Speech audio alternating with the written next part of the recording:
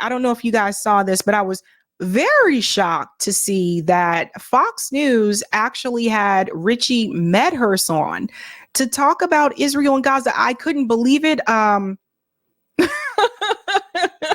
Like, I thought to myself, like, do you know who you're about to talk to? Someone who is independent media. Richie has been covering geopolitics for a long time, and it was shocking to me that they actually brought Richie Medhurst onto Fox News. I'm like, what? Yeah, I don't know if will CNN do that? MSNBC, will you bring Richie Medhurst on? Maybe things are starting to change. I don't know, but I thought it's pretty awesome that they brought on independent journalists to talk about this, especially someone to talk about it that is not pro-Israel. So let's go ahead and get started with this interview here with Richie Medhurst. Yes. So thank you for joining us. We appreciate your time here today. First off, we were expecting an attack. We didn't know exactly when it would come. We didn't know exactly what it would look like. Very well could be that we're just seeing the very beginnings of an attack right now. What's your analysis of what we've seen and heard so far? Well, many people doubted the Iranians because if we look back at the Qasem Soleimani assassination, they said that the Iranian response was lackluster, that they had just hit the Ain al-Assad base in Iraq and it was just for show.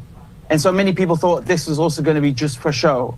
And it turns out it's not. So it's no wonder that they've named this operation Sincere Promise. So they are in fact delivering on it. My analysis was that even if Iran don't do a thing, they don't lift a finger, they're still strong arming Israel in the sense that their economy is in ruins, the international image is in ruins. And so now to have this direct response, it's both grand and great in size and also symbolically. You know, we have to say that this attack on the Iranian embassy in Damascus is something that's never happened before. We know that the United States bombed the Chinese embassy in the 90s, but at least they apologized afterwards. At least there was a semblance of guilt and regret. But in this case, it's just straight up, dropping 6 missiles from an F-35 in the middle of the day.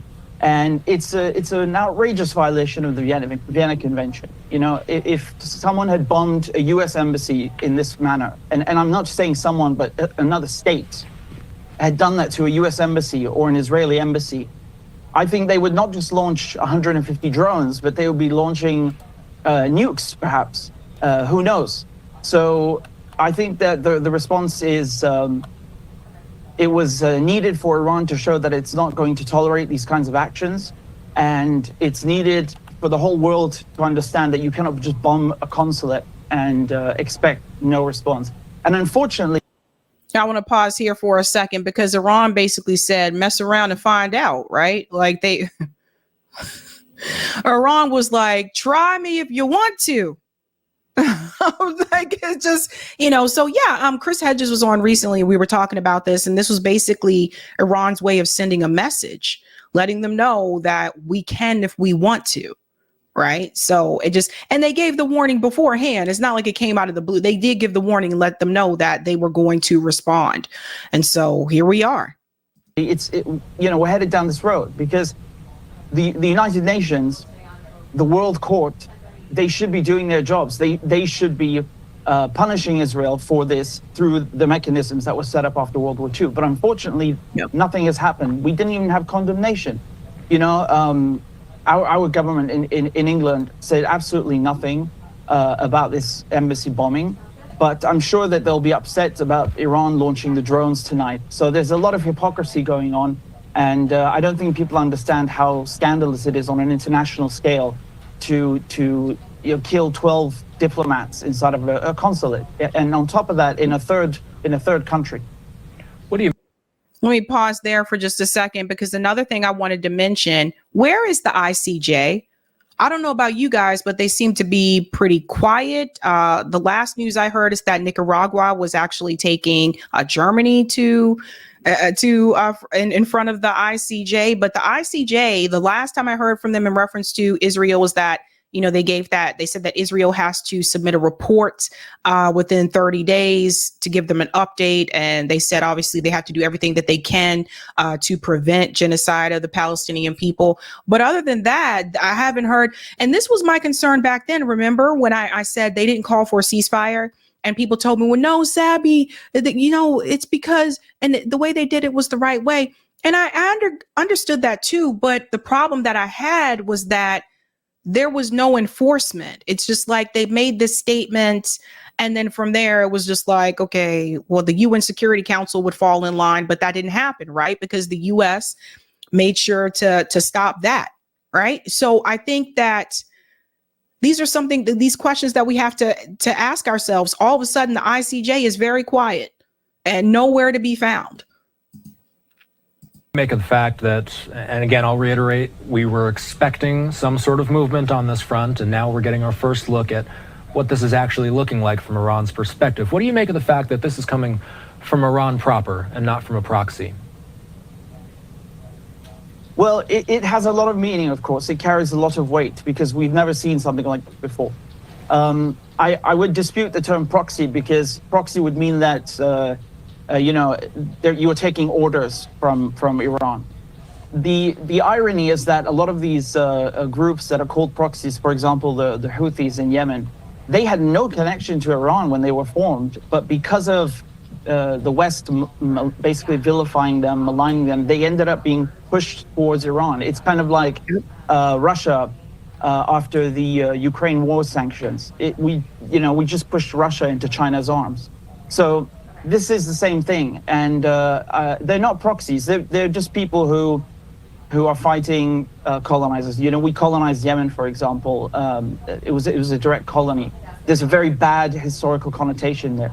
The Yemenis, they just don't want to be bombed by Britain anymore. They're just sick of that. And the only person in the neighborhood who's willing to help them is Iran. And so it's not that they take orders from Iran. But to answer your question, it carries significant weight. We should remember that the Iranians have been developing missiles, ballistic missiles, hypersonic missiles for decades now, and they've gotten quite good at it, despite sanctions, I might add, which is rather extraordinary. And so to see.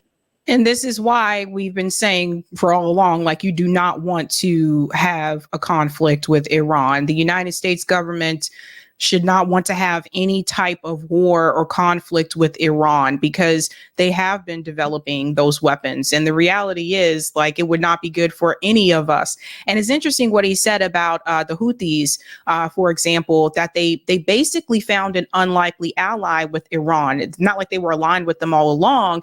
But if you think about these things, sometimes when you are pushed to the brink, let's say by the same villain, we are the bad guys. When you're pushed to the brink by the same villain, which tends to be the United States government or other powers in the West, but it's usually led by us, sometimes there can be allyship among countries that may have been unlikely allies, because you can find that type of allyship in the fact that both of you feel like you're being targeted by the West.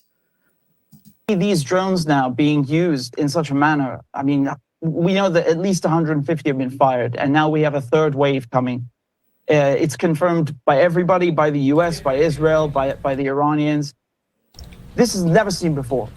And it's not just Iran. We should also point that out, because they're doing this in multiple waves. So the first wave was from Iran, but the second wave, we're seeing drones being fired from areas like Iraq, Syria, Lebanon. And so the idea is to try and overwhelm the Israeli defense system, the Iron Dome, and their electronic warfare radar and surveillance. And so we have that, and then there's going to be a third wave with ballistic missiles. And as you pointed out, this is going to take hours until we actually see the damage. And I think that there's going to be a lot of damage. And the fact it came from Iran directly, it, like I said, it carries a lot of weight, but you can't really blame them because they're just responding to the Israeli attack. Basically, long story short, like, Israel likes to throw, stones, but then they want to hide their hand. And it's not just in reference to Iran. Like, we have to ask ourselves, who has been the aggressor? Israel has been the aggressor. When it comes to the Palestinian people, when it comes to Gaza, when it comes to the West Bank, again, who has been the aggressor? When it comes to Lebanon and Syria, who has been the aggressor? It has been Israel. So Israel is like that kid on the playground that likes to throw a punch and run away. You know, like when you were like in elementary school, there was that one kid that would like punch someone or trip someone, but they would run away. They wouldn't stand there for the fight. That's what Israel reminds me of. They want to do these things, but then when you choose to respond, you're the enemy, you're the villain, you're the bad person. And this is a really touchy time, I think, for some of us who know people that come from these countries. So like, for example, like I know people that are from Iran. I know people that are from Israel. You know, I know people that are from the West Bank. Like I know people that are involved in some way, shape, or form. And when it comes to Iran, I've had friends on different sides. Like some people that I know they're really angry with the Iranian regime. They're really upset with it. They do not support the fact that Iran has basically been helping Hamas. There's some people I know that feel that way. There's some I know that they're upset with the regime in Iran because of what has happened to women. We were talking about this a year ago on RBN. The woman that was stoned in Iran because she didn't have on a hijab. Remember we covered that story? There are some people I know that are upset about that. But if you mention to them about, you know, what's happening to the Palestinian people, Gaza and Hamas, like they don't have an opinion on that, but they have issues with the new regime. And then there are some people just like, yeah, I don't really care. I can't even go visit that country. Mo was on this show last year and I asked him and a couple other people, can you return to Iran? Because some of them still have family members there. And every single one of them told me no. So there's different opinions depending on who you talk to. What I've noticed, though, is that mainstream media is only bringing on Iranians that are heavily against what Iran is doing. They are against Iran helping Hamas. They're against Iran responding to Israel. So pay attention to that because I've noticed that with mainstream media.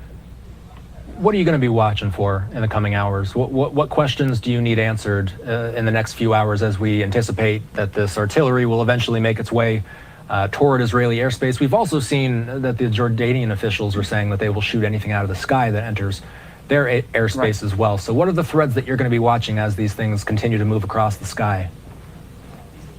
So I want to see how the international community respond. I want to see how my government responds in the UN Security Council.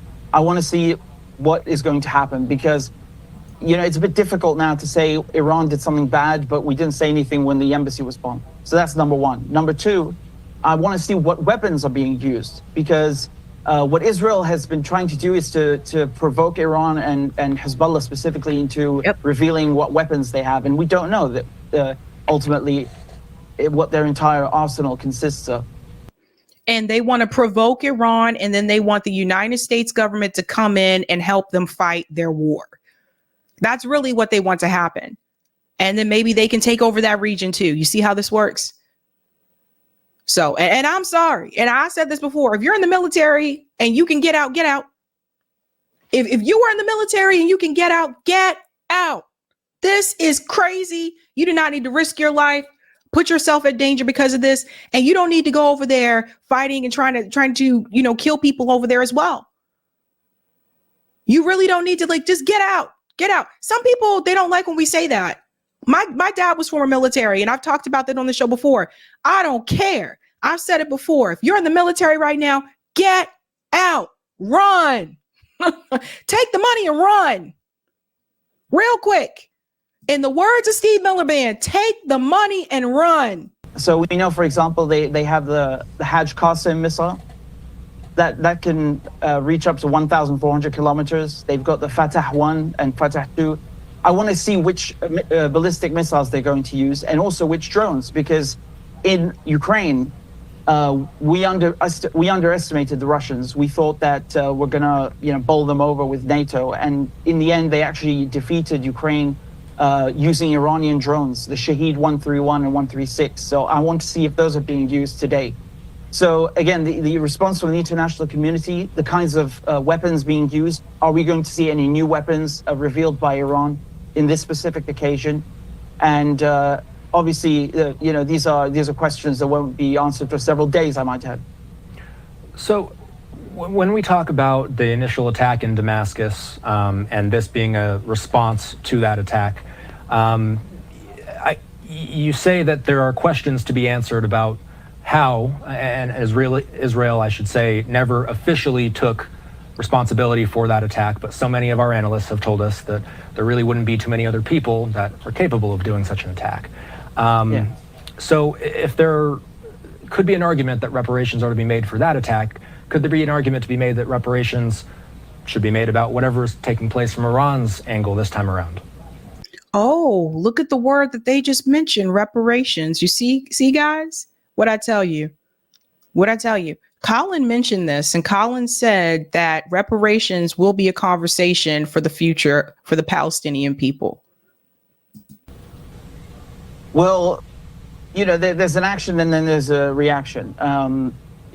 You're absolutely correct that only the Israelis could have done this, because we have to look at who has the capability to do this, who has the weapons, who wants to do this, and who can get away with it. And the Israelis fit the bill. And I should add that they bombed the Iranian embassy in Damascus, in Syria's capital. The Israelis have bombed Syria. Actually, they bomb it every 2 weeks, and they never acknowledge those strikes either. But it's obvious that it's the Israelis because, they're coming from the Golan Heights. They're registered on the radar. And like we pointed out, nobody else has the motive nor the capability to do that. So, and Lebanon. They've been attacking Lebanon as well. I wouldn't be surprised if we're now in the thousands of airstrikes in Syria. We know the Israelis, some Israeli officials, retired ones, have admitted that, yes, Israel has been bombing Syria hundreds and hundreds of times. So we have confirmation from them. But the usual modus operandi is not to acknowledge the strike. So it completely fits the bill. On the contrary, it confirms even further that it was Israel, because Israel never comes out and announces a strike. In terms of reparations, I mean, no one has been killed thus far in this Iranian response. So that's number one. Whereas if you look at the Iranian embassy, we had 12 people killed, I believe, and so half of them were Iranian and half of them were Syrian. Not only that, not only the loss of human life, but the attack on a consulate, on an embassy. I mean, this is a sacred place. It's inviolable, and every country in the world has understood this since the Vienna Conventions of 1961 and 1963. You don't attack diplomats. You don't attack embassies. These are basic rules, and no one has ever done something like this. So it really is crossing a line. And I should add, it emboldened Ecuador just a few days later to attack the Mexican embassy. So you see, it's leading us down a very dangerous road. Again, I'll put to you, I submit to you that if someone bombed an American embassy, a country bombed an American embassy or an Israeli embassy, wouldn't they respond in the same way that Iran is responding, or even harsher? What do you think the UN is watching tonight? What do you think they're most interested to see, how this unfolds? Well, they'll come out and they'll make some statements, but they won't get anything done. That is unfortunately the true nature of the United Nations. You have a lot of good people who work there, and I'm biased when I say that because my parents were in UN peacekeeping. But the problem is that at the top of the UN, and the UN is enormous. I don't think people realize how huge it is as an organization. At the top, you have, people who make sure that it doesn't work.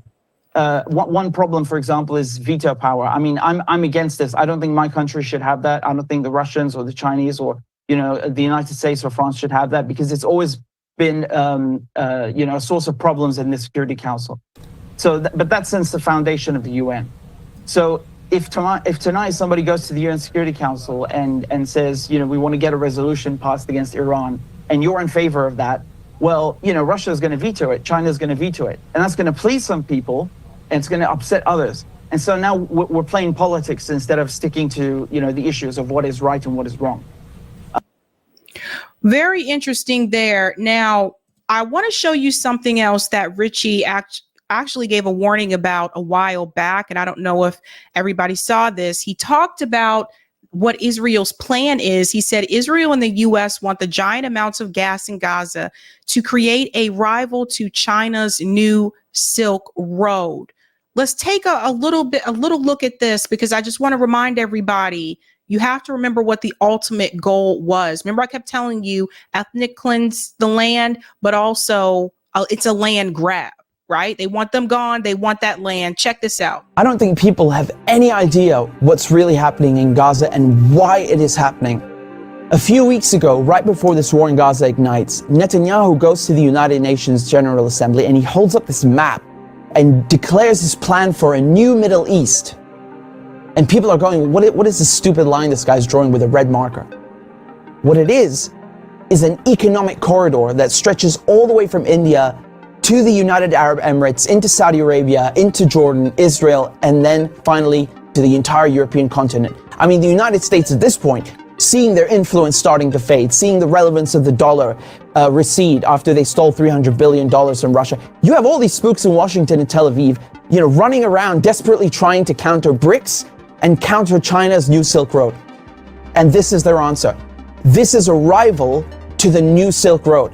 Remember, the ancient Silk Road is the largest, most important trade route in human history. This thing is enormous. It stretches all the way from China to Syria to the Mediterranean Sea. The Chinese know how important this thing is and they want to revive it. It is the future of world economics, trade, and politics. I noticed something.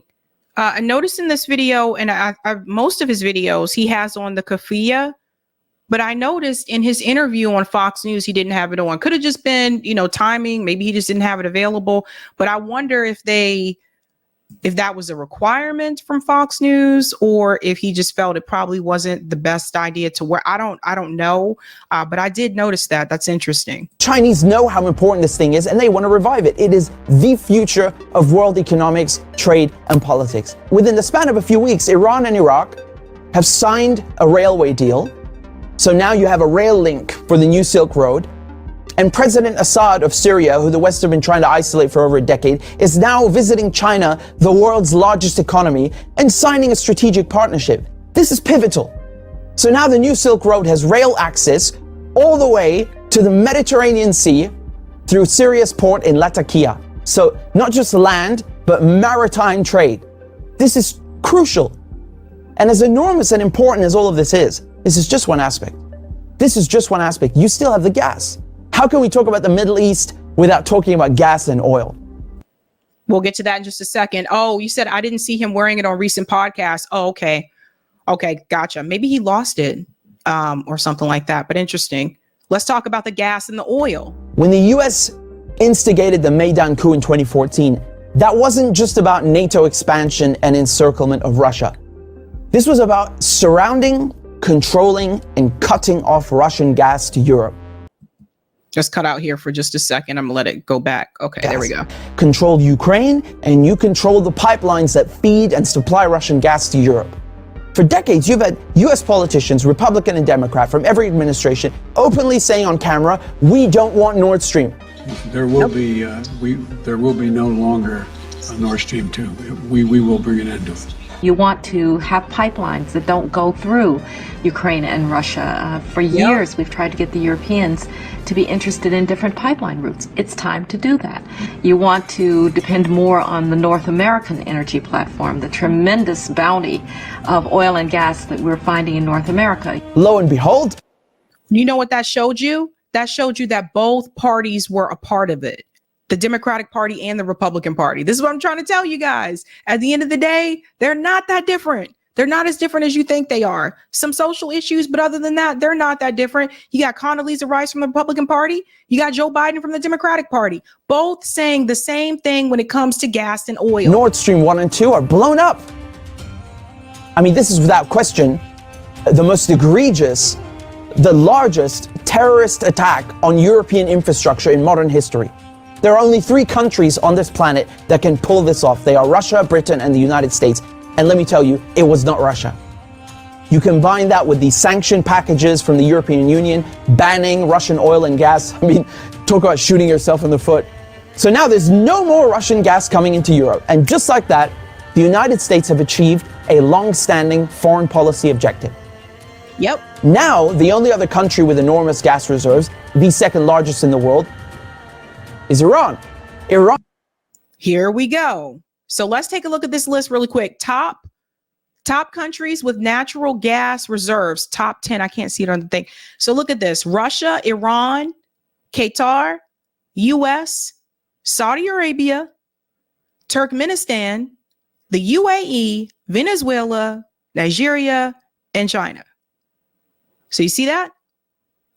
Iran signed the nuclear deal in 2015 and 2016. They're complying in every way imaginable. The IAEA at the UN cannot be happier. And then the United States, you know, the guys who orchestrated the whole deal, go back on their word and they rip it up just like that and reimpose sanctions on Iran. So now Iran is barred from selling its oil and gas to Europe and others. So Russia and Iran, the two countries with the largest gas reserves, are out of the picture. Yep. Then Israel, all of a sudden, proposed themselves as a solution to the European Union's gas shortages. So you see how that works? Let me go ahead and show that map there. See, all of a sudden, removing Russia and Iran from that category, all of a sudden now that may pave the way for Israel. All of a sudden, proposed themselves as a solution to the European Union's gas shortages. Take our trilateral energy, for example, that we closed in June with Egypt and Israel. It has played an important role in our strategy to get rid of the Russian fossil fuels. How convenient. How convenient. In 2010, they conduct a geological survey and find this monstrous giant gas field in the Middle East. It's called the Leviathan, and it's in the Mediterranean Sea on the Levantine Basin. That means it's right off the coast of Palestine, Lebanon, Syria. Right there. So you see that? Occupied Palestine, there's the West Bank. You see all this? There's Lebanon there. Syria initially declines offers over its gas reserves and simultaneously refuses to lay pipes for a Qatari gas project. What a coincidence! Barely a year later, war breaks out in Syria. And who's funding it? Qatar and Israel and the United States are just some of the parties funding and running this war to overthrow the government in Damascus. Damascus. And Israel attacks the Iranian embassy in Damascus. There it is, folks. There it is. All of this, it always leads back to money. Anytime there's any type of a conflict or war, geopolitical conflict, it always leads back to money and resources. Every time. Every time. So Richie really laid it out. I showed part of that before after October 7th. He really laid it out what the plan was there. And I think more people need to really understand that. That's why I kept telling people there are resources along the Gaza coast there. You know, you kick the people out. People say, well, they want to ethnically cleanse the land. Yes. And then do what with the land? And that's the piece that some people forget to mention. What do they want to do with the land? So that's important. And by the way, and people can take this however they want to, by the way, the US government is totally fine with that. The only reason the US government is even having these conversations with Netanyahu and telling him, okay, look, you need to calm down a bit. You know, Israel is losing support, as Biden has said, is because of the mass protests that have happened across the world. Because we have shown them that the world is not with you. The world does not agree with what Israel is doing. And particularly the Gen Z generation have been very well educated about the history of the creation of Israel. So they've been paying attention as well. That is the only reason that Biden has been having that conversation with Bibi in the first place. Had there been no protests, and I mean mass protests across the world, this conversation wouldn't even happen. And I want people to get it. This conversation wouldn't even happen. Our government is totally fine. They were totally fine with Israel doing what they were doing to the Palestinian people for decades. For decades. Disobeying international law. They were totally fine with it. They continued to give Israel money every year. They didn't care that they were kicking Palestinian people out their homes. That's why so many of these politicians are in bed with the Israeli lobby. They were totally fine. It was you. It was us. It was those of us out in the streets raising our voices to be heard. We are the ones that let them know that we don't agree with it.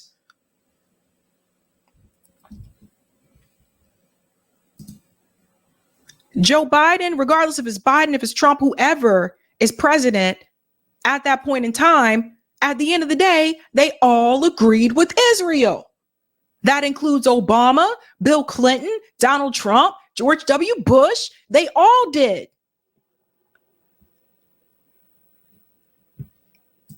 Sebastian said, when Fox News brings in more indie media than MSNBC and CNN combined. Arcane says, Fox is throwing in a kernel of truth on a mountain of lies for once, right? Patrick says, I love Gen Z because they accept truth that has been hidden. JB says they create the crisis and then slide in as the solution. Exactly. And they'll blame other countries for the crisis. It wasn't us. It's never us. It's Russia. It was China's fault. Everyone but us.